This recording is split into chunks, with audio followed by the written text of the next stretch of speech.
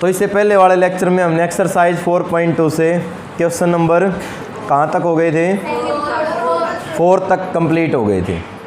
ठीक है, question number 5 देखिए क्या कहा है इसने, the altitude of A right triangle is 7 centimetre less than it's base. ठीक है, थोड़ा पैरों को पीछे रखना बेटा, हिल जाएगा ये। उसने कहा altitude of A right triangle is 7 centimetre less than it's base. ठीक है, if the hypotenuse is 13 centimetre तो फाइंड द अदर 2 साइड्स। तो बाकी की 2 साइड आपने निकालनी है। ठीक है, कल बताई थी मैंने 12 और 5 जो है ये आएंगी। देखिए उसने क्या कहा है कि हमारे पास एक राइट एंगल ट्रायंगल है और उसमें जो उसका जो एल्टीट्यूड है जिसको हम परपेंडिकुलर भी बोलते हैं वो बेस से 7 सेंटीमीटर छोटा है। तो एल्टीट्यूड हमारा किसके ऊपर डिपेंड करता है, बेस के ऊपर। तो स्टार्टिंग में सीधी सी बात है, हम क्या मान लेते हैं, बेस को हमने मान लिया। ठीक है, लेट मान लिया हमने base of right angle triangle. ठीक है, कि राइट एंगल ट्रायंगल का जो बेस है उसको हमने मान लिया x। ठीक है, मीटर है तो मीटर कह दें, सेंटीमीटर है तो सेंटीमीटर कह दें। ठीक है, उसके बाद अगर मैं बात करूं इसके एल्टीट्यूड की, ठीक है, जिसको हम शीर्षलंब हिंदी में बोलते हैं, तो altitude of right angle triangle वो हो जाएगा x - 7। यही हो गया ना। ठीक है, अगर मैं बात करूं इसके हाइपोटेन्यूज की तो वो हमें दे रखा है कितना, 13। यही दे रखा है ना। अब ध्यान दीजिए, एक छोटी सी फिगर मैं बनाता हूं यहां पर। ये ले ली मैंने एक ट्रायंगल, ठीक है, जिसमें एल्टीट्यूड कितना दे रखा है, हाइपोटेन्यूज कितना है, 13। इसको मैंने कह दिया a, इसको मैंने कह दिया b और इसको मैंने क्या कह दिया, c। ठीक है, तो बेस कौन सा है इसमें, BC है। हालांकि बेस तो हम AB को भी कह सकते हैं ना, लेकिन जैसे नाम से ही जाहिर है, उसने कहा है कि जो एल्टीट्यूड है वो क्या है, छोटा है किससे, बेस से। तो इसका मतलब बेस क्या है, x है। BC बड़ा है ना उससे, और एल्टीट्यूड इससे छोटा है। क्यों, कितना छोटा है, 7, तो इसलिए इसकी डिस्टेंस थोड़ी कम ले लेंगे हम। ठीक है, आपने फिगर में एक एक चीज़ का ध्यान रखना है। ठीक है ना, तो सीधी सी बात है, क्योंकि ये राइट एंगल ट्रायंगल हमारे पास है और राइट एंगल ट्रायंगल है तो पाइथागोरस थ्योरम हमें पता है क्या होती है, hypotenuse square equal to base square plus perpendicular square. ठीक है, तो आप लिखोगे कि यूजिंग पाइथागोरस थ्योरम। ठीक है, पाइथागोरस प्रमेय का प्रयोग करने पर, ठीक है, हमें मिलता है AC square equal AB square और प्लस BC स्क्वायर, कि AC स्क्वायर इक्वल मिलता है AB square plus BC square. अब AC कितना है, 13 स्क्वायर AB कितना है, x - 7 whole square plus BC, ये है x स्क्वायर। बोलिए। ठीक है, तो ये हो गया 13 का स्क्वायर करोगे तो 169, a - b whole square x square plus में 49 माइनस में 14x और प्लस में x स्क्वायर। यही हो गया। बोलो, और ज़्यादा सोल्व करोगे तो x स्क्वायर और x स्क्वायर कितने हो गए, 2x स्क्वायर माइनस में 14x प्लस 49। इस टर्म को आप राइट हैंड साइड में लेके जाओगे तो ये हो गया माइनस और इक्वल टू कितना रह गया, 0। ठीक है, क्लियर है यहाँ तक। क्या हो गया मेरे पास, 0 is equal to 2x square minus 14x, घटाओगे तो 0 आ गया। यहाँ पर कितना आ गया, 2 आ गया और 1, माइनस में 120 रह गया ना भाई। 49 में से 169 घटाओगे तो माइनस 120 रह गया। ठीक है, हम डायरेक्ट फैक्टर नहीं बनाएंगे, मैंने आपको कल भी बताया था, इक्वेशन में आप कोशिश किया करो उसको ईजी से ईजी बनाने की। तो हमें दिखाई दे रहा है ना 2 कॉमन। ठीक है, तो 2 को आप कॉमन ले लें, 2 ले लिया कॉमन, कितना रह गया, x square minus 7x minus 60 equal to 0। ठीक है, कोई ज़रूरी नहीं आपको इसी साइड रखें, a बराबर b है तो उसको b बराबर a लिख सकते हैं। अब 2 कॉमन है क्योंकि मल्टीप्लाई में राइट हैंड साइड में जाके 0 के डिवाइड में आएगा, और 0 को किसी से मल्टीप्लाई कर लें, किसी से डिवाइड कर लें, वो 0 ही रहता है। तो ये आ गया मेरे पास कितना, x² minus 7x minus 60 equal to 0। ठीक है, तो यदि मैं गुणा करूं तो माइनस के 60x² आए, जोड़ या घटा करूं तो माइनस के 7x आए। फैक्टर बता दो क्या बनेंगे, क्या बनेंगे? फैक्टर बनेंगे माइनस के तो 12x और प्लस के 5x, यही ना भाई। 5 में से 12 को घटाइए, कितना आ गया? -7 आ गया। ठीक है, और 12 की 5 से गुणा करो 60 आ गया, और x के x से गुणा x², और प्लस माइनस माइनस होता ही है। ठीक है, ये साथ साथ नोट ना किया करो भाई। लास्ट बेंच से पायल आप नोट कर रहे हैं, थर्ड बेंच से एक ये लड़की जो पीछे देख रही है आप भी नोट कर रहे हैं, नोट कर रहे हो ना, झूठ मत बोलना। समझो बेटा एक बार ध्यान से, ठीक है ना। अगर आप नोट करोगे ना तो सारा ध्यान आपका नोट करने में रहेगा। लेक्चर सुनने के लिए होता है, नोट करने के लिए नहीं। ये छोटी क्लासेस की आदत होती है, छोड़ दो, अब थोड़ा एडवांस बनो। एक बार समझ लो, अच्छे से समझ में आ गया, फिर आप इसको खुद निकाल के देखना क्वेश्चन को। फिर कोई प्रॉब्लम होती है तो कोई दिक्कत नहीं है, वीडियो देख लिया करो। फिर भी ना समझ में आता बाद में मेरे से आके समझ लिया करो, बट साथ साथ नोट करोगे तो आपका पूरा ध्यान नोट करने में ही रहेगा। अभी आपका रियल में वो लेवल नहीं हुआ है एमएससी वाला। जैसे एमएससी में क्या करते हैं, टीचर साथ साथ बोलता है और बच्चे नीचे हाथ से नोट्स बनाते हैं। ठीक है ना, जो भी थ्योरम्स होती हैं टीचर्स ऐसे बोर्ड पे एक्सप्लेन करेगा, ध्यान तो बोर्ड पे रहेगा बच्चों का, लेकिन हाथ नीचे चलता रहेगा। ठीक है, वहाँ पर क्या होता है कि पूरा ध्यान बोर्ड पे भी होता है लेकिन नोट भी नीचे हो जाता है। अभी थोड़ा सा वो लेवल आपका नहीं है क्योंकि अभी आप छोटी क्लासेस में हो। अब आपका ध्यान या तो समझने में ही होगा या फिर लिखने में ही होगा। ठीक है ना, तो कोई दिक्कत नहीं है, बाद में कर लेना। अगर फिर भी कोई डिफिकल्ट सम निकले लगे आपको कि नोट करना तो बता दिया करो, सर नोट करना है, मैं बाद में टाइम दे दूंगा, कोई समस्या नहीं है। तो ये इक्वेशन बन गई मेरे पास। ठीक है, तो x² as it is, minus में 7x की जगह factor -12x plus 5x minus 60 equal to 0। ठीक है, तो यहाँ से कॉमन x है तो x मैंने कॉमन ले लिया, कितना रह गया? x माइनस 12 प्लस में 5 कितना रह गया? Equal to 0। अब पूरे में से कॉमन देखा मैंने, कितना पूरे में से कॉमन? x माइनस 12 कितना रह गया? x plus 5 equal to 0। तो इफ यदि x माइनस 12 इक्वल टू 0 है तो x की वैल्यू कितनी आ गई? 12। x कितना आ गया? 12। ठीक है, x हमारे पास 12 है तो इसका मतलब जो बेस है हमारा, जो बेस है हमारा वो तो कितना आ गया? 12। और जो एल्टीट्यूड है, जो एल्टीट्यूड है वो कितना आ जाएगा? 5। यही आंसर बताए थे आपको। ये तो इस कंडीशन से आया है ना। और सेकंड कंडीशन को हम चेक करते हैं, और को हमने देखा कि x प्लस 5 इक्वल टू 0, तो x की वैल्यू कितनी है? -5। x की वैल्यू कितनी है? -5। क्या ये बताइए बेस -5 हो सकता है? क्यों नहीं हो सकता? क्योंकि साइड है, और ट्रायंगल की साइड नेगेटिव में तो हो ही नहीं सकती ना भाई, या तो होगी ही नहीं, ठीक है, या फिर माइनस में तो हो नहीं सकती। तो आप इसको लिख दोगे नॉट पॉसिबल। क्या लिख दोगे? Not possible. It is not possible लिख दें, या शॉर्ट में नॉट पॉसिबल लिख दें, असंभव लिख दें। ठीक है, तो ये चीज़ तो हमारी संभव है नहीं, और ये संभव है, तो यहाँ से बेस आ गया हमारा 12 और एल्टीट्यूड कितना आ गया हमारा? 5। बोलो समझ में आ गया क्वेश्चन?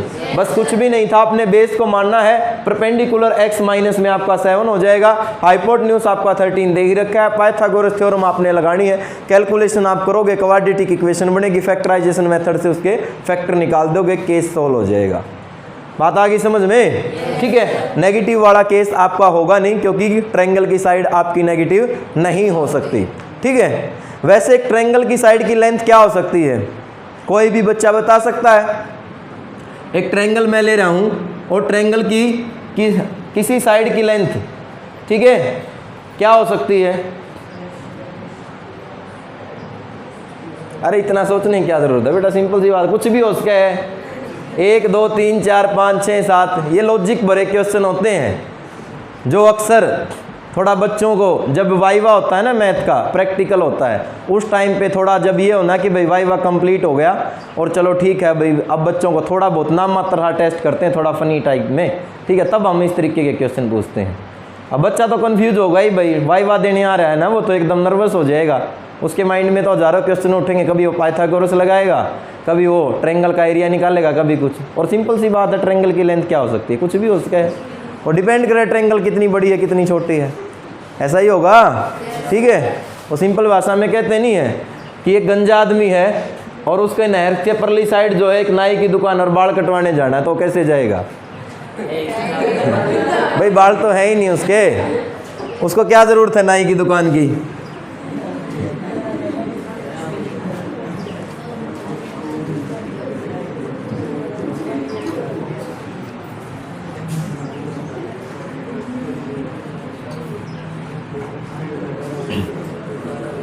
नेक्स्ट क्वेश्चन देखो, क्या क्या है इसमें, आवाज़ ना करो, क्वेश्चन पे ध्यान हो, जैसे ही बात खत्म हो जाए तुरंत वापस सिलेबस पे आ जाया करो। स्टेटमेंट पे ध्यान दीजिए, क्वेश्चन नंबर 6 भाई, ये वैसा ही है जैसा एक एग्जाम्पल भी आया था, अगर आपको ध्यान हो तो। A cottage industry produce a certain number of, क्या बोलोगे, पोट्री, क्या होते हैं, आर्टिकल्स इन अ डे, यानी कि कोई इंडस्ट्री है जो मिट्टी के बर्तनों का निर्माण करती है भाई। ठीक है, अब हम देखते हैं वो निर्माण में उसने क्या कुछ कंडीशन लगाई। ठीक है, जैसे सिंपल भाषा में कहूँ, जैसे अपने गांव में तैयार नहीं करते हैं दिवाली के टाइम पे, ठीक है, या वैसे भी मटके तो किसी भी समय ले लें, आजकल तो सीजन चला भी हुआ है। ठीक है ना, बस लोगों ने वैसे ही अपने आप को वीआईपी दिखाने के लिए फ्रिज कूलर इनका सारा ले लिया। अदरवाइज़ जो मटके का पानी होता है वो सबसे बेस्ट होता है, जिससे कोई बीमारी नहीं लगती। ठीक है, हम क्या करते हैं, दुकान से तांबे की बोतल ज़रूर खरीदते हैं पानी के लिए कि भाई हाँ, तांबे के बर्तन में पानी पीने से जो है अच्छा रहता है, सेहत के लिए, माइंड भी अच्छा चलता है, ऐसा बोलते हैं ना। लेकिन तांबे की बोतल को ज़रूर खरीद लेते हैं, लेकिन उसके वो भरने के लिए तो उसका घर में आपने देखा होगा कैंपर का यूज़ होता है, फिर फ़ायदा क्या हुआ उस बोतल को खरीदने का।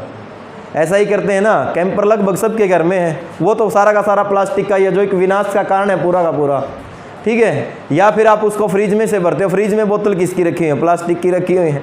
पहले जब उस पानी को प्लास्टिक में डाल ही दिया तो अब चाहे उसको भाई कुछ भी कर लो। ये तो वो काम हो गया कि बिल्ली जो है 100 चूहे खाने के बाद गंगा जी नहाने चली है।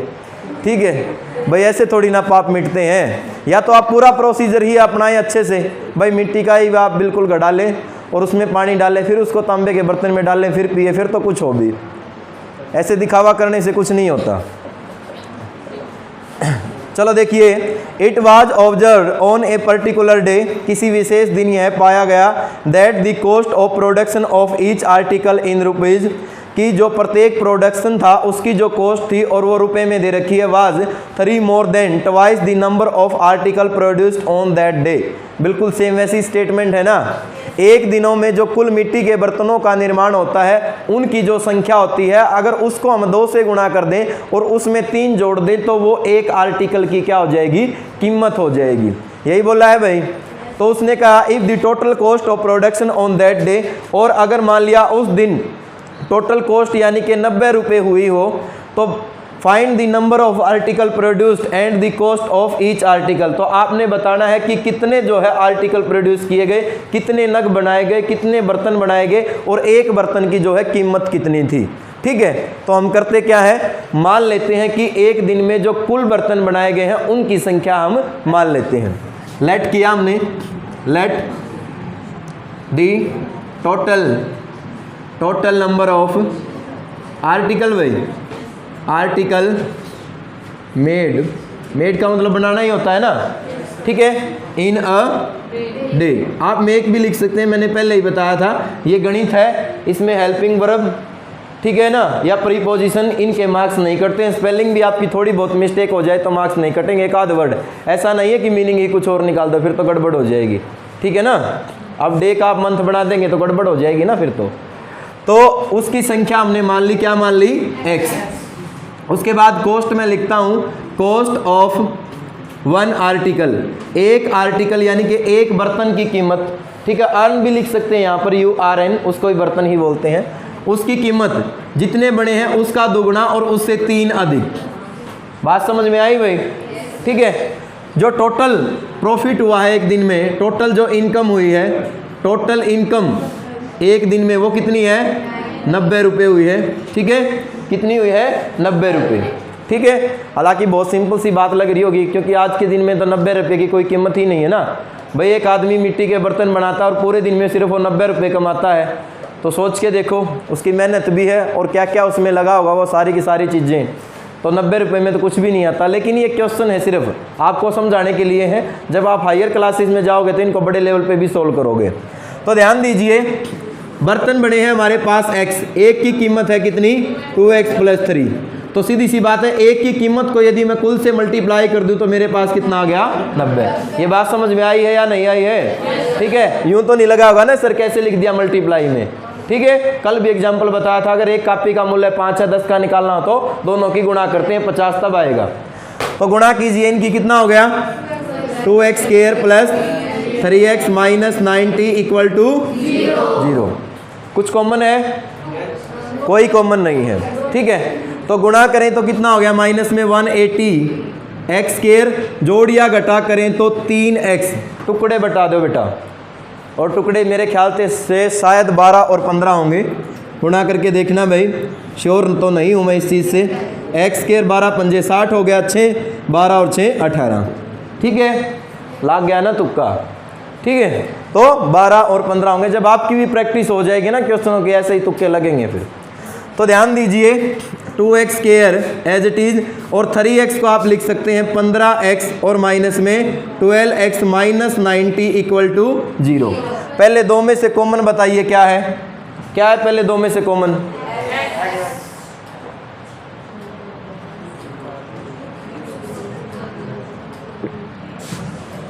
इसमें है, बाद में ले जाइए गिलास, मैं दे दूँगा। कहाँ 12x आएगा? अच्छा यहाँ 12x आएगा। वेरी गुड भाई। ठीक है, ध्यान दे, पहले दो में से कॉमन सिर्फ x है, तो x मैंने कॉमन ले लिया, यहाँ पर रह गया 2x + 15। यहाँ से कॉमन कितना है बोलो? कितना है? 3। तो 3 से भी ज़्यादा है, थोड़ा सा और ऊपर जाओ, 6 कॉमन है, क्योंकि ये सेम होना चाहिए ना। तो यहाँ तो हो गया 2x और यहाँ कितना हो गया -15 = 0। ठीक है, पूरे में से कॉमन क्या बोलो? 2x + 15 पूरे में से कॉमन आ गया। उसके बाद यहाँ से x रह गया और यहाँ से -6 = 0। कुछ गलत तो नहीं किया ना हमने? सारी चीज़ें ठीक है। ओके, तो ध्यान दे, इफ यदि 2x + 15 = 0, तो 2x किसके इक्वल हो गया? -15, और x किसके इक्वल हो गया? अब बर्तनों की संख्या, सीधी सी बात है, एक तो p/q भाई, p/q का मतलब क्या हो गया? ये हो गया हमारे पास 7.5, 7.5। ऐसा तो हो ही नहीं सकता कि बर्तनों की संख्या क्या हो 7.5 हो, और खुदा ना खास्ता 0.5% टूटा फूटा हो भी जाए तो माइनस में तो नहीं हो सकता ना भाई। या तो बर्तन बनेंगे ही नहीं, या तो 0 होंगे वो, और बनेंगे तो क्या होंगे? पॉजिटिव होंगे। तो इसका मतलब ये कंडीशन तो क्या होगी हमारी? Not possible. ठीक है, ये तो हमारा नॉट पॉसिबल। उसके बाद हमने लिया, और क्या हो सकता है कि x - 6 = 0, तो x की वैल्यू कितनी आ गई? तो एक दिनों में जो बर्तन बने वो तो आ गए 6। ठीक है, और एक बर्तन की कीमत 6 दूनी 12 और 3 15। कर लोगे? 15 छिक्के कितना हो गया? 90। और एक दिन में 90 रुपए का ही फायदा हुआ उनको। बात समझ में आई या नहीं आई? कर लोगे ना? तो एक्सरसाइज 4.1 हमारी कंप्लीट हो गई है, एक्सरसाइज 4.2 भी कंप्लीट हो गई है, और 4.3 अब हम बेटा एक नए मेथड की बात करेंगे, और जिस मेथड का नाम है, कई दिनों से मैं जिक्र कर रहा हूँ, मेथड ऑफ कंप्लीटिंग स्क्वायर। ठीक है, अगर हमारे पास कोई इक्वेशन हो और उसका अधूरा स्क्वायर हो, तो हम किस तरीके से उसका कंप्लीट स्क्वायर बनाएंगे, ये चीज़ अब आप सीखोगे। ठीक है, तो जो ब्रह्मगुप्त का मैंने आपको नाम बताया था, और एक नाम बताया था आपको, किसका बताया था? शंकराचार्य था या क्या था वो? श्रीधराचार्य। हाँ, उन दोनों की थ्योरी पढ़ेंगे भाई अब। ठीक है, दोनों के दोनों ऐसे लग रहे हैं नाम से जैसे ऋषि होंगे, बट मेथड दोनों नहीं दे रखे हैं। देखिए ध्यान दीजिए, क्या है नाम है हमारे पास अब? Method of completing square. ठीक है, हिंदी में बोला जाता है बेटा पूर्ण वर्ग विधि। क्या बोला जाता है? पूर्ण वर्ग विधि। बस बोर्ड पे ध्यान दें, मैथ में ध्यान देने की जरूरत नहीं, एक बार समझ लो मेथड को है क्या। उसके बाद जब इसके क्वेश्चन करेंगे, जैसे आपने थर्ड चैप्टर में 4 मेथड पढ़े ना, उनमें से सबसे इजी आपको मेथड लगा था एलिमिनेशन। अब यहाँ पर जो आप 3 मेथड पढ़ोगे, सबसे आसान आपको फैक्टराइजेशन लगेगा, जो कि हम पढ़ चुके हैं। लेकिन क्या करें भाई, मजबूरी है। अगर एग्जाम में आ गया कि सोल्व कीजिए by using the method of completing square, फिर तो करना ही पड़ेगा ना, तो इसलिए सीखना जरूरी है इसको। अब हमने क्या किया कि एक टर्म ले ली एक्स स्क्वायर प्लस 4x, यही एग्जाम्पल सेम एनसीईआरटी में दे रखा है, उसी को मैं लेके चला हूँ, एक्स स्क्वायर प्लस 4x। ध्यान दे, हमने कुछ ऐसी फॉर्म बनानी है कि a प्लस बी का होल स्क्वायर बने, a माइनस बी का होल स्क्वायर बने, ठीक है। तभी तो मेथड ऑफ कंप्लीटिंग स्क्वायर नाम पड़ा है इसका। कंप्लीट मतलब अब क्या है, ये अधूरा है, पूरे का तो होल स्क्वायर लिख ही नहीं सकते ना इसको, वो लिखेंगे कैसे, बस उस चीज को आपने सीखना है, ठीक है। ध्यान दीजिए इसके डायग्राम में, डेरिवेशन जो इसका है प्रैक्टिकली, हमने क्या किया, एक स्क्वायर ले लिया, ठीक है, जिसकी प्रत्येक साइड क्या है, x है, जिसकी प्रत्येक साइड क्या है, x है। तो स्क्वायर का एरिया क्या होता है, साइड इंटू साइड, तो कितना हो गया ये एक्स स्क्वायर। अधूरा क्या रह गया, ये रह गया ना, तो सीधी सी बात है, एक यहाँ पर हमने ले लिया रेक्टेंगल। क्या ले लिया, रेक्टेंगल, जिसकी ये वाली जो इसकी ब्रेथ है, इसको तो हमने एक्स ही कह लिया, बस इस लेंथ को हमने 4 कह दिया।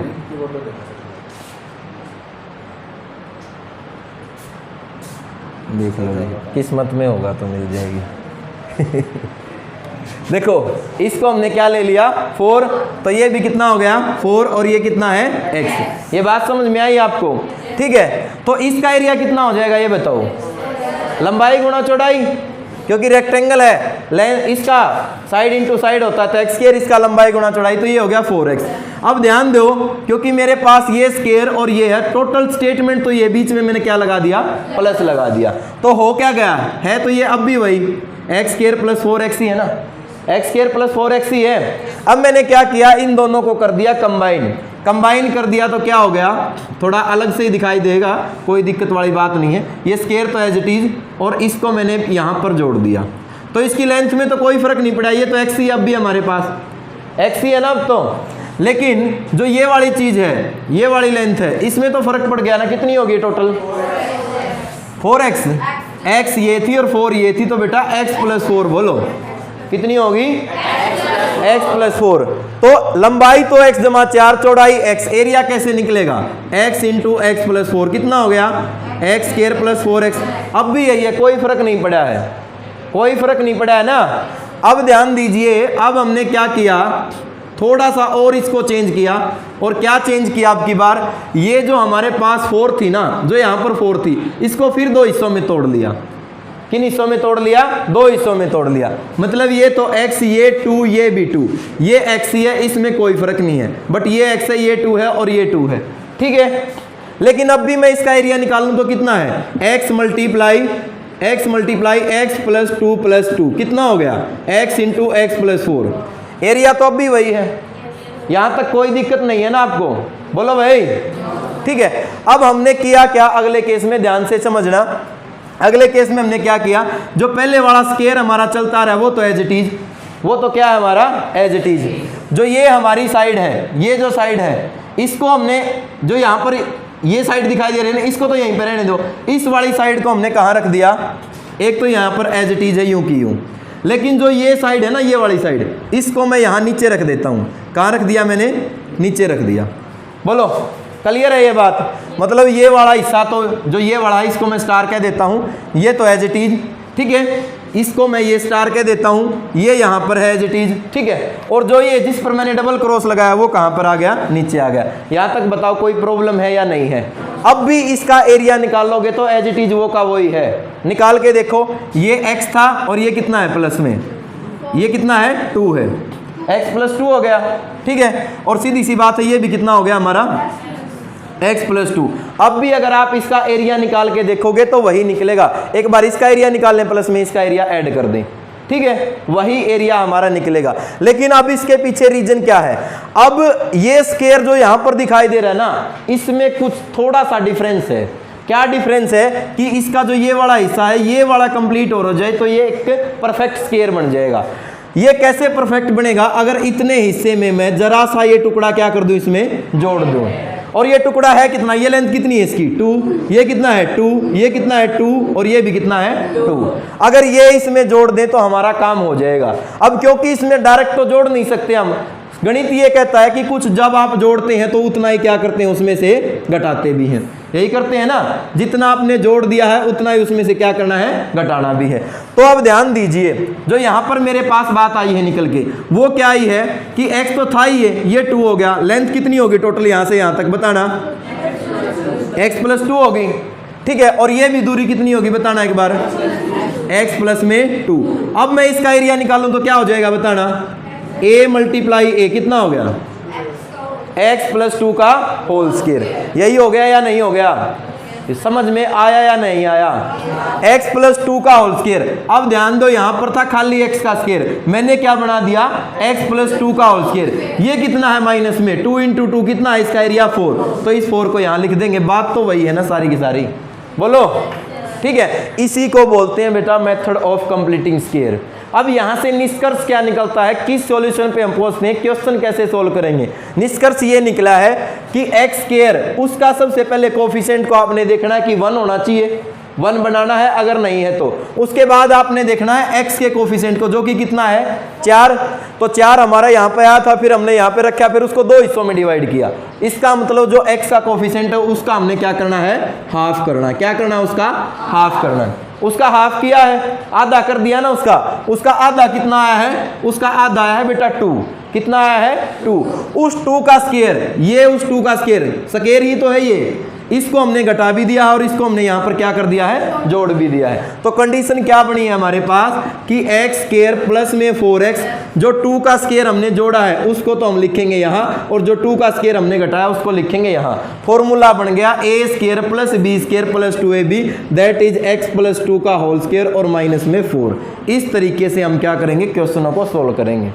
बात समझ में आई, ठीक है। एक बात और बता दूं, ये क्वेश्चन नहीं है, ये डेरिवेशन है फॉर्मूले का, कि फॉर्मूला आया कहां से है वो बात है। मैंने जितने भी फॉर्मूले अभी तक आपको बताए हैं, किसी भी फॉर्मूले का रट्टा नहीं मरवाया अभी तक।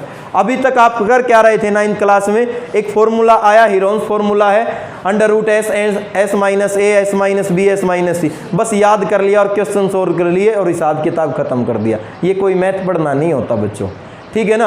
पहले तो ये देखो कि ये फॉर्मूला आया कहाँ से है, क्या रीजन थे इसके पीछे, क्यों इस चक्कर में पड़े हैं हम, ठीक है। उसके बाद हम क्वेश्चनों के ऊपर आते हैं, ठीक है ना। तो ये डेरिवेशन इसलिए करवाता हूँ, ये एग्जाम में नहीं आते, बट ये आपकी नॉलेज को इंक्रीज करेंगे। कल को आप मैथ लोगे ना, हायर लेवल पे जाओगे और वहाँ पर जाकर अगर आपसे कोई भी टीचर पूछता है तो ऐसे ही प्रूफ पूछे जाते हैं, क्वेश्चन नहीं पूछे जाते। क्वेश्चन बहुत सिंपल सी बात है, ये चीज़ें हैं आपको रिसर्च करने के लिए जब आप हायर क्लासेस में जाकर गणित लोगे। मैं ये नहीं कहता कि इनसे आपके कंपटीशन लेवल के टेस्ट क्लियर होंगे, टेस्ट क्लियर नहीं होंगे, मैथ की नॉलेज होगी, टेस्ट क्लियर होंगे आपके क्वेश्चनों से, जो प्रॉपर्टी बताते हैं उससे, जो शॉर्ट ट्रिक आपको बताई जाती हैं उनसे। क्योंकि सोच के देखो, एक टेस्ट में इतना बड़ा मेथड लगाने लगे तो 20 मिनट तो इसी में खराब होगी ना भाई, टोटल 1 घंटा तो मिलता ही है। तो 3 ही क्वेश्चन सोल्व हुए उसमें तो 100 नंबर में से, ठीक है। समझ में आया बताओ मेथड थोड़ा बहुत, ठीक है। चक्कर में नहीं पड़ना है कि कभी जोड़ दिया घटा दिया है तो वही बात, यहाँ पर भी वही है, यहाँ पर भी वही है, यहाँ पर भी वही है। भाई स्टार्टिंग में सारी चीज़ें थी सेम, लेकिन एट लास्ट में जाके कुछ तो चेंज हुआ है ना, चेंज तो हुआ है ना, बोलो भाई, ठीक है। मतलब ऐसा नहीं है कि सारी जगह सेम ही है। कभी आप वो चुटकुले वाली बात लेके चलो, एक दिन असेंबली में सुनाया था कि दूर से देखा तो संतरा था, थोड़ा नज़दीक जाके देखा तो भी संतरा था, पास जाके देखा तो भी संतरा था, और हाथ में उठाया तो भी संतरा था, खा के देखा तो भी संतरा था। वाह क्या संतरा था तो संतरा ही। चलो अब इसके क्वेश्चनों पे आइए बेटा, 1-2 क्वेश्चन सोल्व कराऊंगा, प्रैक्टिस हो जाएगी आपकी। 5 मिनट रहते हैं, निकालो। ये डेरिवेशन आप भी अपनी नोटबुक में कर लिया करो। कोई अगर आपसे पूछता है कोई भी बाहर से आके कि मैथ में बताइए अभी तक क्या कुछ किया है, तो आप जो है चैलेंज कर सकते हैं उसको कि हाँ एनसीईआरटी में से जो हमने पढ़ा है उसमें से कहीं से कुछ भी पूछ ले, हम बता देंगे। क्योंकि जब भी कोई चेक करता है तो ज़्यादा से ज़्यादा डेफिनेशन या फिर क्या करता है, जो फॉर्मूले होते हैं उनके डेरिवेशन यही पूछता है। क्वेश्चन आप भली बात सोल्व करना जानते ही हो, ठीक है, एक टीचर के लिए बच्चे को फेल करना कोई बड़ी बात नहीं होती है, लेकिन अगर आप अपनी जगह पे 100% सही हैं तो बहुत बड़ी बात भी हो जाती है। ठीक है ना, वो बोलते हैं ना कि ज़िंदगी में पैसा कुछ नहीं है, लेकिन ये भी सच्चाई है कि पैसे के बिना भी कुछ नहीं है। एक्सरसाइज 4.3 निकालो।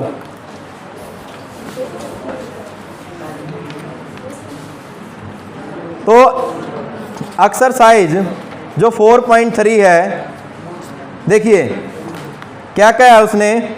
अच्छा, एक और चीज़ बतानी मैं आपको भूल गया कि रूट एग्जिस्ट कब करते हैं, रूट एग्जिस्ट कब करते हैं। इसी के साथ साथ हम क्वाड्रेटिक फॉर्मूले का भी सॉल्यूशन करेंगे। ठीक है, आज मैं सोच रहा हूँ दोनों फॉर्मूले की डेरिवेशन ही करवा दूँ, एक्सरसाइज कल करवा देंगे। ठीक है, रूट कब एग्जिस्ट करते हैं वो सुन लो एक बार और ध्यान से भाई, थोड़ी अच्छी बातें हैं ये। ax² plus bx plus c equal to 0, ये होती है बेटा हमारी क्वाड्रेटिक इक्वेशन। पी लिया भाई पानी, अब बोर्ड पे ध्यान दे बेटा। ax² प्लस bx प्लस में c इक्वल टू 0। a हमारे पास कोफिशिएंट x² का है, b हमारे पास कोफिशिएंट x का है और c हमारे पास कोफिशिएंट क्या है, किसी का भी नहीं है, कांस्टेंट टर्म है। ठीक है, तो आपने देखो तीन चीजें ध्यान रखनी है, ये एग्जाम में भी आता है, इनसे क्वेश्चन 1 नंबर में। इफ पहली कंडीशन, इफ b² माइनस में 4ac, if b² minus 4ac क्या आ जाए हमारे पास, ग्रेटर आ जाए। If b² minus 4ac greater than आ जाए किससे, 0 से। तो यहां पर क्या होंगे, टू रियल डिस्टिंक्ट, डिस्टिंक्ट समझते हो ना, अलग अलग, two real distinct root exist. ठीक है, तो रूट एग्जिस्ट करेंगे और वो कैसे होंगे, रियल होंगे, डिस्टिंक्ट होंगे, अलग अलग होंगे। बात समझ में आई।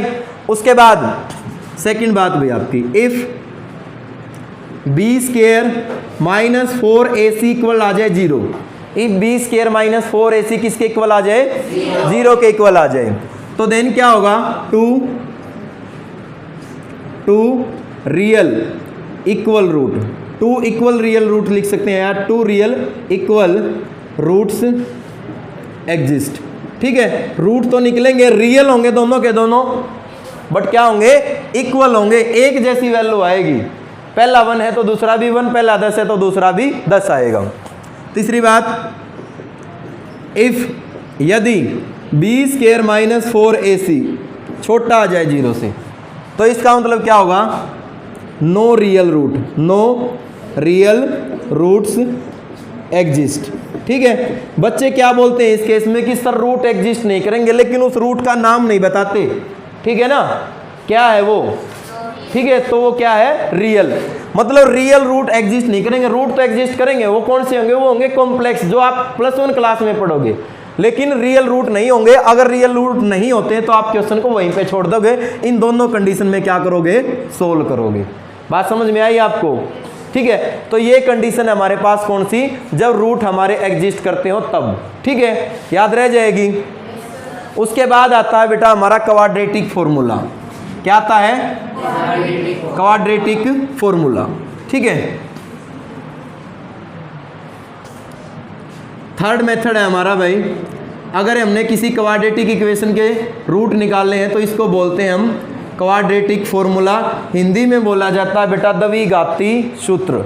ठीक है, द्विघाती सूत्र होता क्या है, अगर एक हमारे पास इक्वेशन है ax² plus bx plus c equal to 0, तो x की वैल्यू हम इस मेथड से भी निकाल सकते हैं, -b plus minus under root b² minus 4ac और बाय में 2a। याद रह जाएगा, क्या है, -b plus minus under root b² minus में 4ac बाय में 2a। भाई आपसे 2 बार आपकी क्लास में ये बोला इंक डाल दो, लेकिन समझ में बात नहीं आती। इतने कंजूस बच्चे क्यों हैं इस क्लास में। एक लेक्चर पूरा नहीं हुआ अभी से इसने जवाब दे दिया मार्कर ने। घर पे भी खाने की इतनी बचत करते हो क्या? ऐसा तो नहीं करते हो ना, खाना बना के फ्रिज के ऊपर रख दिया बस बाहर वालों को दिखाने के लिए, हाँ बस खाना बना रखा, खाते हो नहीं। ऐसा ही यहीं पर है, इंक की डब्बी भरी पड़ी है लेकिन डालने वाला कोई नहीं है। नो जाइए, अरे जाना तो यहाँ से। -b plus minus under root b² minus 4ac by 2a। ठीक है, अब क्वेश्चन ये फिर से वही बात वही कि ये रिजल्ट हमारे पास आया कहाँ से, ये रिजल्ट हमारे पास आया कहाँ से, प्रूफ, डेरिवेशन। ध्यान दे, एक एक चीज मैं आपको करवाऊंगा, रियल में मैथ पढ़ाऊंगा, मैथ में आपको पढ़ा नहीं रहा, सही मायने में सिखा रहा हूं, पढ़ तो आप खुद रहे हो। तो प्रूफ हमने लिया ax² plus bx plus c equal to 0। यहां से आपके मेथड ऑफ कंप्लीटिंग स्क्वायर जो था उसकी प्रैक्टिस हो जाएगी। x² का कोफिशिएंट क्या है? a, तो a हमने नहीं रहने देना है क्योंकि मेथड ऑफ कंप्लीटिंग स्क्वायर आपका यही कहता है, हम उसी का यूज कर रहे हैं। a को हमने कॉमन लिया, कितना हो गया बोलो? x² plus b by ax और plus c by a equal to 0। a को ले जाओ राइट हैंड साइड में, कितना रह गया बोलो? x² plus b by a into X plus c by a equal to 0। यही हो गया ना। उसके बाद देखना अपने कोफिशिएंट ऑफ x कितना है? b by a। रूल के अकॉर्डिंग मैंने बताया था इसका करना है आधा, और किसी भी चीज का आधा करते हैं तो डिवाइड में 2 कर देते हैं। इसके डिवाइड में कुछ नहीं है तो 1 है, तो b बाई a ऊपर जाके कितना हो गया? 1/2। तो b बाई में कितना हो गया? 2a। क्या किया है? सबसे पहले x² का कोफिशिएंट को 1 किया है, उसके बाद x का जो कोफिशिएंट था उसका आधा किया है, जो आधा आया है उसका स्क्वायर, सेम वही बात है जो अभी बताई थी, उसका स्क्वायर कर क्या नहीं रहा आपने? x² plus b by ax, उसके स्क्वायर को आपने जोड़ भी देना है और उसी के स्क्वायर को आपने क्या कर देना है? घटा भी कर देना है स्टेटमेंट में से। इससे ये कैंसिल होके वापस वही टर्म आ जाए, कोई फर्क नहीं पड़ेगा, ऐसा आपको गणित कहता है और दिखाई भी दे रहा है। यही है, तो ये ध्यान दो, a² plus b² plus 2ab भले ही ना दिखाई दे रहा हो आपको, तो ये फॉर्मूला किसका बन गया? x plus b by 2a का होल स्क्वायर। अब माइंड में क्वेश्चन उठ रहा होगा सर 2ab तो दिखाई नहीं दे रहा, चेक कर लो क्या हो गया? a² plus b² b by 2a का whole square plus 2ab, 2 into में a की वैल्यू x और b की वैल्यू कितनी है? b बाई 2a, 2 से 2 कैंसिल होके x इंटू b बाई है, तो ठीक है ना। बस अंतर्मन से देखने की जरूरत है, सारी चीजें आपके सामने, ध्यान लगाने की जरूरत है, ठीक है। तो ये बात समझ में आ गई कैसे आए x plus b by 2a का होल स्क्वायर। तो मतलब इतना बन गया हमारे पास a प्लस b का होल स्क्वायर। इस टर्म को लेगा बेटा मैं राइट हैंड साइड में, ये हो गया मेरे पास b² बाई में 4a² और माइनस में हो गया c बाई a। हो गया या नहीं हो गया बोलो? तो मेरे पास रह गया कितना? x प्लस में b बाई 2a का होल स्क्वायर, ये तो एज इट इज, और इसका यदि मैं एलसीएम लूं तो कितना आ गया? 4a²। यहां पर कितना रह गया? b²। अगर 4a² को a से डिवाइड करूंगा तो कितना रह गया? 4a। 4a की मल्टीप्लाई c से कितनी होगी? माइनस में 4ac। बोलो यही होगी ना। और स्क्वायर को कैंसिल करने के लिए दोनों तरफ क्या करते हैं? अंडर रूट, स्क्वायर रूट करते हैं भाई, इससे ये हो गया कैंसिल। यहां पर आ गया x प्लस में b by 2a equal to, इसको मैं अलग अलग लिख सकता हूं b² माइनस में 4ac, और नीचे वाले को मैं लिख सकता हूं 2a का होल स्क्वायर और विद अंडर रूट। बोलो दोनों का रूट अलग अलग लगा सकता हूं। 4a² को क्या 2a का होल स्क्वायर लिख सकता हूं, हाँ और ना? 2 का स्क्वायर 4 हो गया और a², और क्योंकि जब रूट लगाते हैं तो प्लस माइनस दोनों ही साइन भी आते हैं, पता है ना इस चीज का। तो स्क्वायर से स्क्वायर रूट क्या हो गया? Cancel. x is equal to, इस टर्म को भी साइड ले गया तो माइनस में हो गया b by 2a, plus minus कितना रह गया? b² माइनस 4ac बाय में 2a। एलसीएम कितना आ गया पूरे का? 2a। कितना रह गया? Minus b plus minus b² minus 4ac। बोलो, और यही आपका रिजल्ट है, देख लो। समझ में आ गया ना? जो क्वेश्चन करेंगे ना वो इनसे आसान होंगे। ये तो डेरिवेशन है हमारे पास, ए बी सी है, कट पीट नहीं रहे किसी पर, लेकिन फिर भी सॉल्यूशन निकल जाता है। तो क्वेश्चन निकालना कितना आसान होगा, ठीक है। इसको बोलते हैं बेटा क्वाड्रेटिक फॉर्मूला। आपने याद क्या रखना है, अगर कभी भी मैं आपसे सुनूं कि क्वाड्रेटिक फॉर्मूला बताइए क्या होता है, तो आपने बताना है कि minus b plus minus under root of b² minus 4ac by 2a। जो 2a है वो पूरे के डिवाइड में, ना कि इसमें, याद रह जाएगा, ठीक है। तो कर लोगे इतना काम। तो ये दोनों के दोनों डेरिवेशन आपको आने चाहिए। जब टेस्ट लूंगा इनमें से एक डेरिवेशन जरूर बोल के देखूंगा, ठीक है, ठीक है ना। इतना काम कर लेना भाई, बाकी करेंगे एक्सरसाइज हम कल।